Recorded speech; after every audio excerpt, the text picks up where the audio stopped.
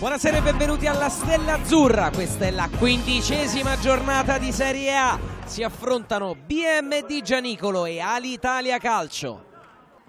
BMD in avanti con Mazzesi servito, si libera, traversa di Mazzesi di sinistro.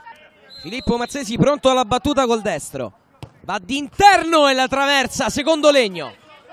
Zonno pilota l'azione per l'Alitalia cercando centralmente un compagno di squadra che scarica per Figura, in verticale benissimo per Ligios, grande assist di Paolo Figura. Ligios non sbaglia, di piattone la mette sul secondo palo l'Alitalia, ora è in vantaggio.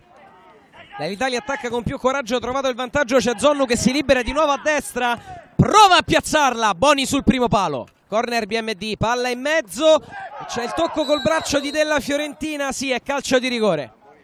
Mazzesi dopo un palo e una traversa si presenta sul dischetto contro Danti, parte Mazzesi, scarica di potenza centralmente, il pareggio del BMD Gianicolo. 1-1 i biancorossi riequilibrano il match alla fine del primo tempo.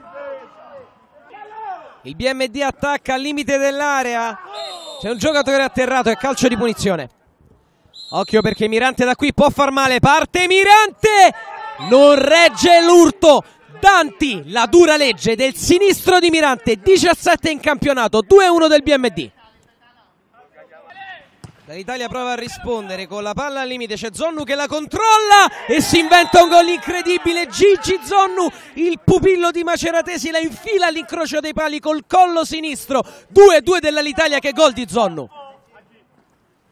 L'impostazione a sinistra del BMD Gianicolo con Regis in area di rigore, la gira ancora a sinistra, c'è il destro e la rete di Corsi. Alessandro Corsi non si ferma più, segna in tutte le gare, il 3-2 del BMD che torna in vantaggio.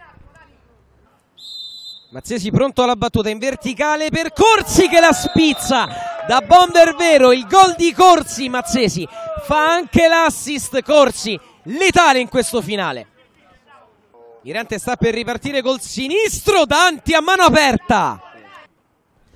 Azione del BMD Gianicolo portata da Regis, buono il suo dribbling in verticale, si è liberato Corsi dal nulla, la sua tripletta. Alessandro Corsi nel finale la decide lui, 5-2 per il BMD Gianicolo, altra amnesia all'Italia. L'Italia prova a ripartire, c'è la bella giocata di Mirante quando finisce però il match. Triplice fischio del direttore di gara che consegna la vittoria importantissima in chiave playoff al BMD Gianicolo che batte 5-2 un'Alitalia rimasta in partita fino a 15 minuti dalla fine. Nel primo tempo abbiamo avuto parecchie occasioni, siamo stati poco concreti sotto porta, dobbiamo migliorare in queste piccole cose perché i giocatori ce li abbiamo. Manca un po' quello spirito di squadra assoluta che dobbiamo ancora arrivare a questo 100% e quando ci capitano tutte queste occasioni dobbiamo, insomma, al 90% bisogna buttarla dentro.